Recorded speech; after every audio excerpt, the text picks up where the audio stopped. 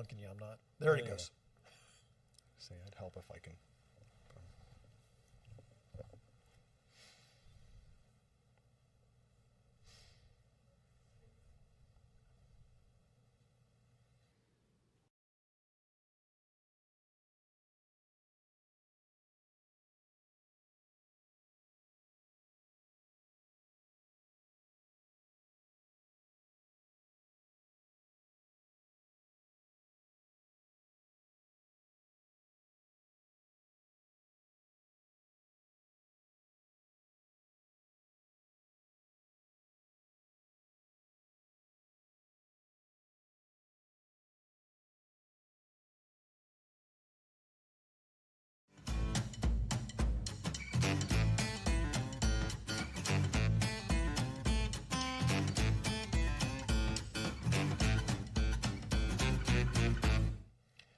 Welcome back to the brand new version of the Dunwoody Dialogues, the live version of the Dunwoody Dialogues. We're so glad you are here. This show has, just recently, I'm going to say like within the last 5 minutes, but it's been in a week, we decided to take it live. So here we are broadcasting live on YouTube, Facebook, and LinkedIn.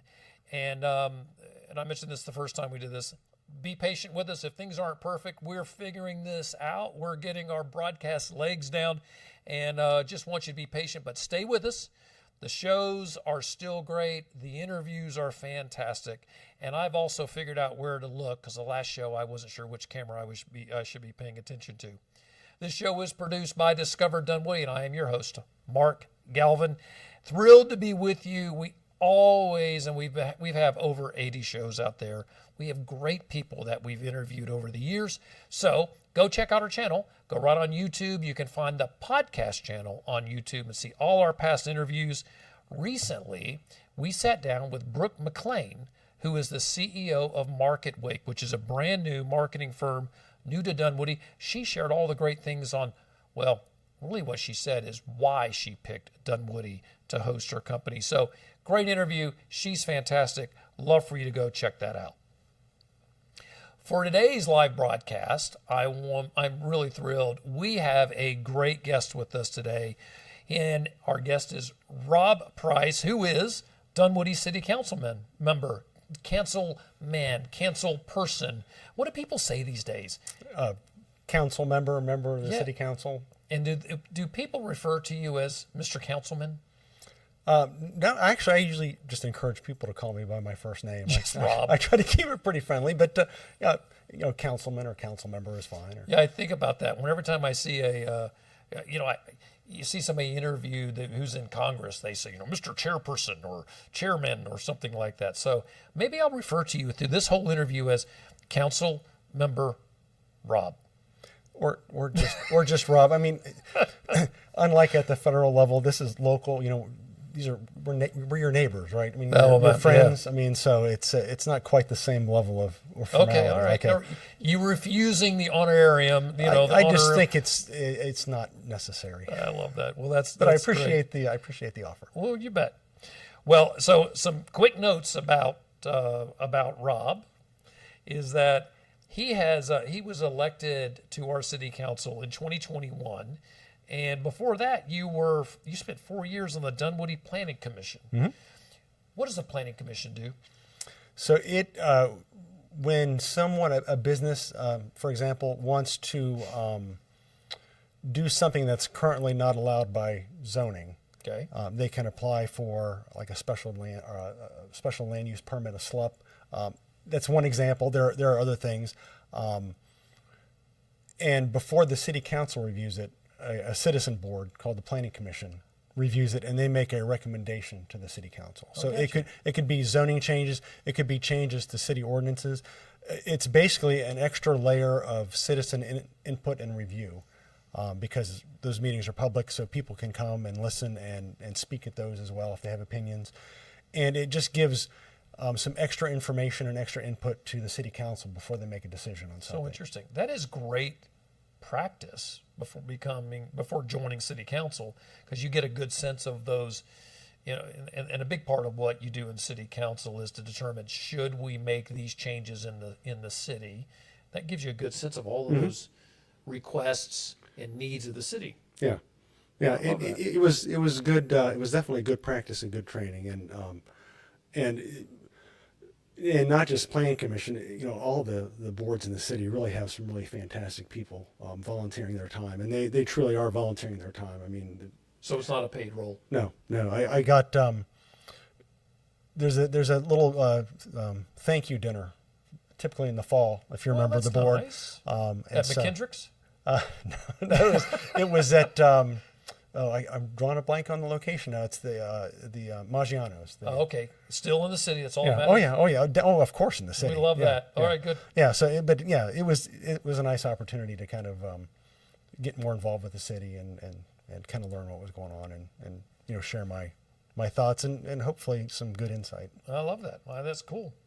Well, you do get paid as a city council member, but I don't know how much it is, but I know it's not a lot. So you have to have a day job, and your day job is Director of Development for the Alliance for International Reforestation, and you guys focus on Central America, and the worldwide headquarters for this organization is Dunwoody. Is that right? Yes, yeah. So we work primarily with Maya farmers in Guatemala. We have a small operation also in Nicaragua.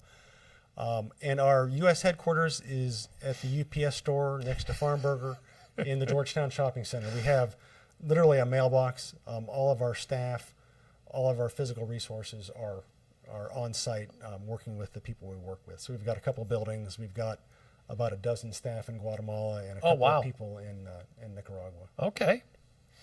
And before that, you worked for state government, you did private consulting, but you were a senior environmental scientist, which really does feed straight into what you're doing now. And you've been in Dunwoody since 1999. Did Prince write a song for your moving in that year? No, but we did. We moved down Thanksgiving of 1999. Wow. And so it was close to the end of the millennium. Well, there we are, right? You know, at the end of 1999, everybody was worried. Year 2000, all the computers were going to crash. I wasn't worried. It was a fun new opportunity. Yeah. This has been a great move, and I've loved being down here. Well, that's fantastic. We're glad you were here, and you've got two kids.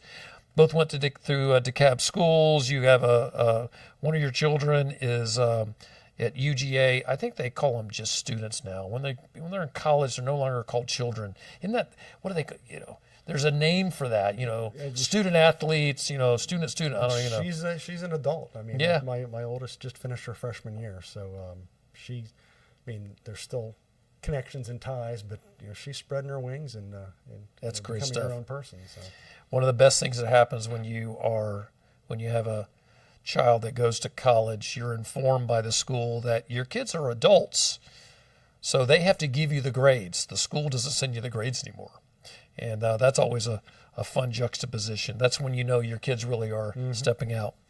Well, I got a page full of notes to ask you questions, but for all of you watching live, if you would like for me to ask Rob a question, you can just punch it right there into whatever platform you're sitting on. And I've got this really handy dandy little iPad. Your questions will pop up in front of me. Now, there are questions I may not ask, or I plan on covering them, but please submit your questions here. And if we have time, we will get to those. So you and I have spent a little time together. We're actually both on the Create Dunwoody board together. And I know this is something really important to you. What is the city doing to make Dunwoody feel like home for everybody, no matter who you are? Well, I think there's two different ways I think that the city goes about it. One, I think, is we partner really well with a number of different nonprofit and kind of quasi-governmental organizations to try to offer something for everybody and to try to make sure that everybody knows that they belong. So, for example, you mentioned Create Dunwoody. They do a lot of events. We just did the AAPI event, for example. Discover Dunwoody. You guys do lots of promotion of things, here in the perimeter. Dunwoody Homeowners Association, 4th of July parade, biggest parade in Georgia. Sproul Center for the Arts has a lot going on. That's a city-owned building, a nonprofit we partner with there. Dunwoody Nature Center also has a lot of events. So we try to offer, something kind of for everybody there. And then the other thing I think is just, the staff and the mayor and council are just themselves very welcoming and very open, and I think that our residents are as well. Like, if you're a friendly, welcoming person, you're going to find a home here, and you're going to find people that kind of feel the same way as you. That was 100% reflected by Brooke McLean from Market Wake. She said that when she came in and she looked at Dunwoody, she was astounded at how there were so many people from the city and local community that were reaching out to her immediately. She found that is a real big plus for Dunwoody. So businesses are important to us, right? And that's one of the things that we focus on. Our ultimate task here at Discover Dunwoody is to help people get jobs and make a good income by creating economic development. So ultimately, that's our, if you will, our top line focus. But besides us, the city's doing so many other things. What is the city doing to help local businesses and bring new businesses to Dunwoody? Well, we've got a business development staff that's their full-time job to just try to bring businesses in. But I think, in general, getting the basics right. So, quick responses from staff. Quick, easy, smooth permitting processes. So that you can get up and running if you need to quickly. And then I think the other thing is just, I keep coming back to mayor and council, but I think a recognition on the part of local government that a thriving local business scene helps everybody. It helps keep our taxes low, which I think everybody likes that, no one wants to say, I'd like to pay extra tax, right? And so if we can bring new businesses in and create an environment that allows for that, I think just kind of the attitude of staff themselves. We've done some planning. I think I don't know if you've touched on Edge 2.0. That was a plan that came out a couple of years ago that kind of looks at how the perimeter area might develop and grow. And the perimeter area is kind of the business core. I mean, we have some other business nodes around the city, but if you look at where the dense location of business is, it's here in the perimeter. And so, we're very focused on how can we help this area in particular grow and bring in new businesses, such as the one you talked to, I guess, last week. Yeah. How can we lure those businesses in? What amenities, what things can we put in our city that makes it an attractive place for people to come and live, work, and play? I mean, and it's not easy, right? No. Developing and having some sort of plan takes a lot of forethought, and the planning commission's helping with that. But at the end of the day, the city council actually has to approve all these things. So you guys have to keep in mind, you have a lot of constituents that are pulling on you, I'm guessing. We're interested in this, we're interested in that. But balancing all that also with Edge City 2.0 in mind, as an example, there are things that we now know cities must have to become attractive. And you guys are constantly gathering that type of information to ensure we're delivering the very best product, because we want to continue to grow. We want to be desirable. Well, and it's interesting because you get an appreciation for how long the timelines are. The joke, moving at the speed of government. I mean, there's probably a 5 to 6 year planning cycle from when a project is conceived to when it's built out. So long. And for something where you've done some rezoning. If the property owner ever wants to change, that area may never change. Right. And so you kind of have to think 5, 10, 15, 20 years down the road. You can't think, what do I want to do next year? Because what you want to do next year, you had to start 4 or 5 years ago. Well, this is a good transition into something that you said before we started the interview, that this was something really important to you. And that is what's going on now with zoning and development in Dunwoody. What is that? We've set it up. Where does it look like it's going, and why do you think that that's so important? All right, so I did set this up. I'm glad you mentioned this. So just yesterday, the draft comprehensive development plan was published by the city, and so you had an acronym that you called it. Well, I'll get to that acronym. Oh, I'm getting too fast. Yes, yeah. So that's a plan required by law that we have to update periodically. But what that document does is it informs other changes in the city.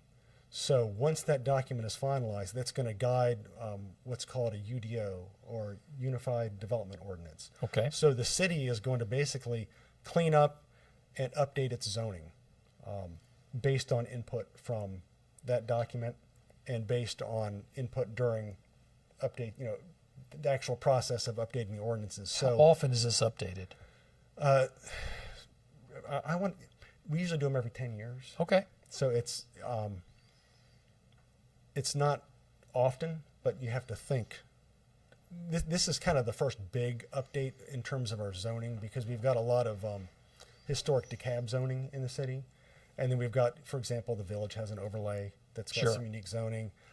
And there's some other areas that also have that. So just to kind of get everything together and is part of it. But the other part is the comprehensive development plan looks ahead. It looks 20 years into the future, basically. Mm-hmm. And so how do we want the city to change? You adjust the zoning for that. And so zoning allows it tells you what you're allowed to do with a piece of property, what you're allowed to build, the kind of businesses you're allowed to have. And if it's in the zoning code, you're allowed to do it by right. You don't have to get special permission. If it's not, then you have to go through a more detailed process if you want to do something. So as we update this code, we may be changing what is allowed and not allowed by right for certain parcels in the city. So it's pretty important for people to pay attention to, because if they want certain kinds of development or businesses to occur or not to occur in areas, this is the time to provide that. And so, all right, I'm a citizen and I'd like to weigh in. How do I do that? So the plan will be discussed we talked about Planning Commission earlier on the 18th of June at 6 o'clock at City Hall. The Planning Commission will be reviewing the draft document. Okay. There'll be a public hearing. There'll be an opportunity for the public to comment on the comprehensive plan at that point. After that process is done, it will come to City Council, where it will also be reviewed and discussed and ultimately approved. Once that document is finalized, then we'll start updates to zoning. And there will be additional hearings, additional opportunities for public input all along. That's going to be a year-long process. I just keep bringing it up. It's boring, but it's important, because if there's something you do not want to happen, it's easier to have that input now than when something's already on the table and you have to respond to it. Right. Well, and if the zoning is set up in a way where that does not have to go through any type of review board, because it's just set up that way, then it's too late now. Yeah. In a sense. And some of this will be, I think, quite beneficial. I gave you the example of a business owner that talked to me that wanted to put is looking at locations to put a veterinary hospital in the city. And the way our zoning code is written for some of the areas where this person was looking, it didn't allow it because it was trying to prevent doggy daycares, really loud barking. This kind of business wouldn't necessarily have that. So does the zoning need to be updated to make sure we, Accommodate for that. Yeah, accommodate for that. Yeah. But, on a more detailed or perhaps more critical line is, transition zones between single family residential areas and business areas. Do we want to allow other kinds of housing in those? That's very important. Yeah. Would a triplex or a quadplex be appropriate or not? And so the input now could never come into play near your house, or it could come into play 10 years from now. But I've been trying to get people to pay attention as much as they can to what is not always a very interesting topic, because Sure. it really will affect the future of the city for years to come. So I'm going to reflect an attitude that maybe some citizens might have. And this is off script, so this is a zinger coming at you. Not really, but, I may feel like as a citizen, it doesn't really matter if I show up at one of these hearings and I say something. Do you feel, and you're at all these, that when somebody gets up and they speak at the open mic, does it have an impact? It has a disproportionate impact. Oh, wow. Because so many people don't participate. When one person comes to talk, you listen. If you bring 4 or 5 of your friends, you're now dominating the public comment portion of a meeting, at a planning commission, at a city council meeting. And I at least make the assumption, if a handful of people have showed up, there's probably a multiple of them that are their friends and neighbors that couldn't make it to a 6 o'clock on a weeknight meeting. It's kind of the tip of the iceberg. And so if you get 6 or 12 people to show up, you're probably representing an additional 50 people that feel a certain way about an issue. And so it definitely tells you need to pay attention. I mean, it's sort of this pull with being a public servant is I have my ideas of the things I want to work on for the city, but at the end of the day, I'm also supposed to be responsible and responsive to citizens. So if I think that direction is the way to go, and I have 12 people come up at a meeting and say, no, we think you should be going over here, maybe I need to look over here and give that a more serious look. Maybe I don't have, maybe my thinking isn't quite as right on this. So I always tell people, if you have a strong opinion, an email matters, a phone call is better, showing up in person cannot be beat. Wow. All right, good to know. All right, let's shift gears. Let's talk about transportation. All right. What are the biggest transportation problems we're dealing with, and what's being done to fix them? Well, I don't know if you noticed this, but there's a lot of traffic. I have never noticed that, ever. So what? So the easy answer is we're going to do an internal update of the transportation plan for the city. The previous one predates COVID, and traffic patterns may have changed. Just a little bit. Some people may not be coming to the office every day. Right. Some people may be coming at different hours. So just kind of getting a sense for what's going on with how people are getting around the city and how we want to prioritize our projects, I think is important. I don't know if you've noticed this, but trails have been in the news a lot over the last few years, especially in the perimeter, where we can get, for example, the Perimeter Community Improvement District to help support us with some of the stuff. We're pushing hard to get trail all the way up Ashford, Dunwoody, to make it easier for people to walk and bike. So maybe you don't have to get in your car to run to the store or go to go out to lunch or whatever. Keep some cars off the road. It's more still in the early planning stages, but there's a whole streetscape improvement that we're looking at for the village on Chamblee-Dunwoody Road. That'll include some intersection improvements at Mount Vernon and Chamblee-Dunwoody that will hopefully get traffic through that intersection a little bit better. So it's a lot of little things, one at a time. You just kind of chip away to make it easier for people to move around and have options on how they want to move around. Great. So hopefully just, kind of keeping things moving and making sure we're prioritizing the right things. And transportation is one of those things, everybody's impacted by it. Mm-hmm. And so another thing, if you have an opinion on how traffic patterns should be managed, show up at a city council member meeting and share those. I think that's super important. Well, good. So we're wrapping up. I got my last question coming at you here. I'm checking online. Remember, if you want to send a question to us, just drop it online, and we would be happy to ask your question.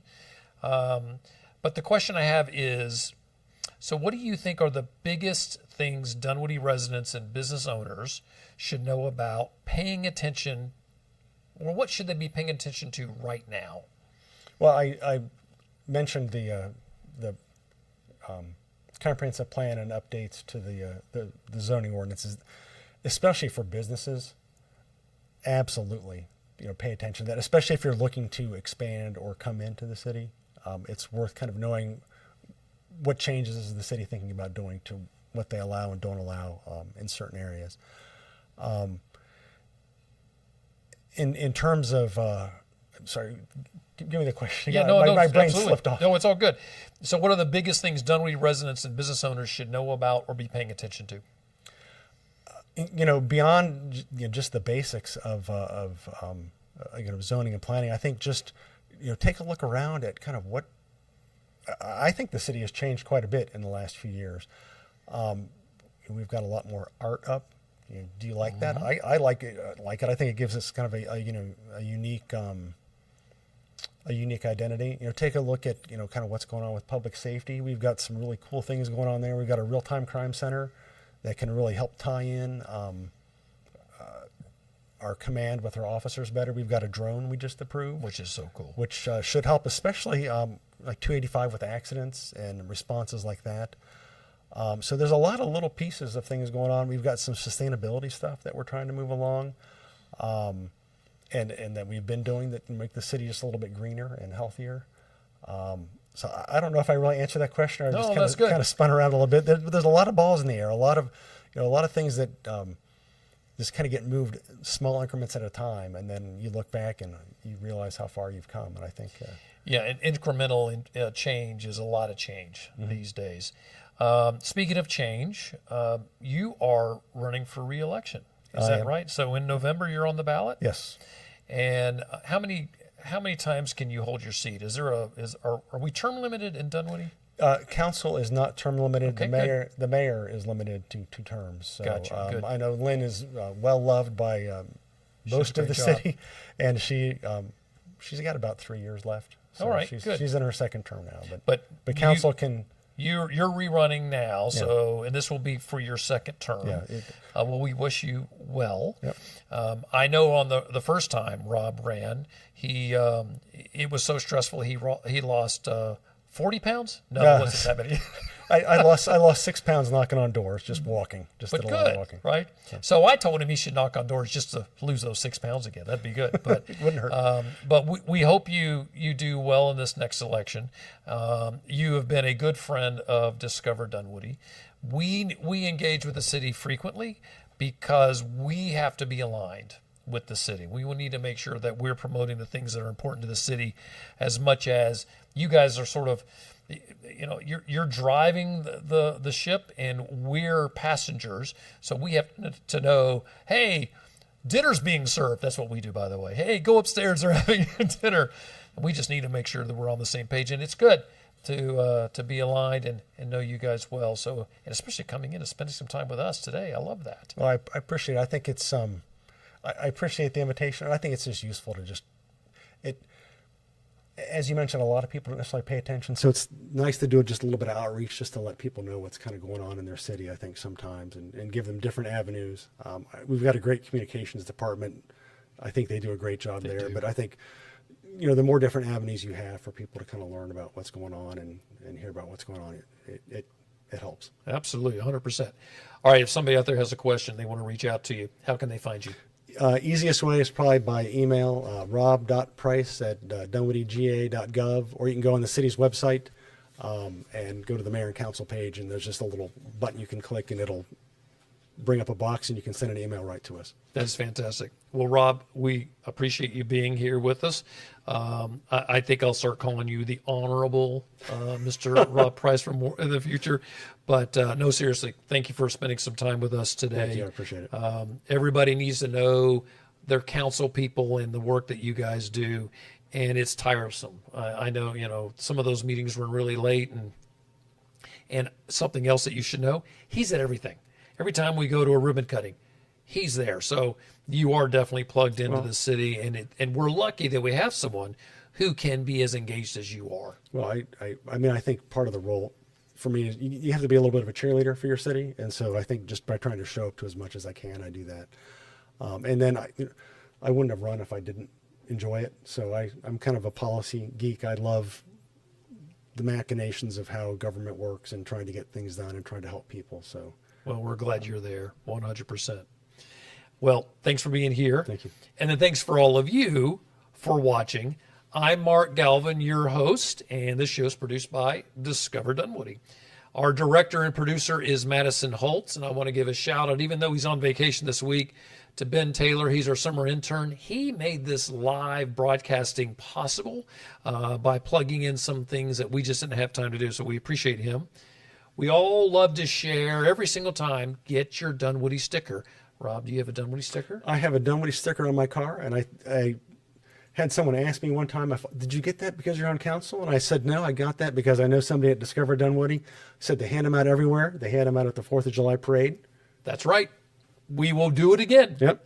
4th of July parade, we'll be handing these out. We're also going to hand out the Dunwoody dinosaur. We have dinosaurs we're going to give out to all the kids this year. So that'll be fun. Catch us at the 4th of July parade. We'll be handing all of those Dunwoody stickers out. And you know what? If you miss us at the 4th of July parade, you can get them at City Hall, go to the library, NFA Burger.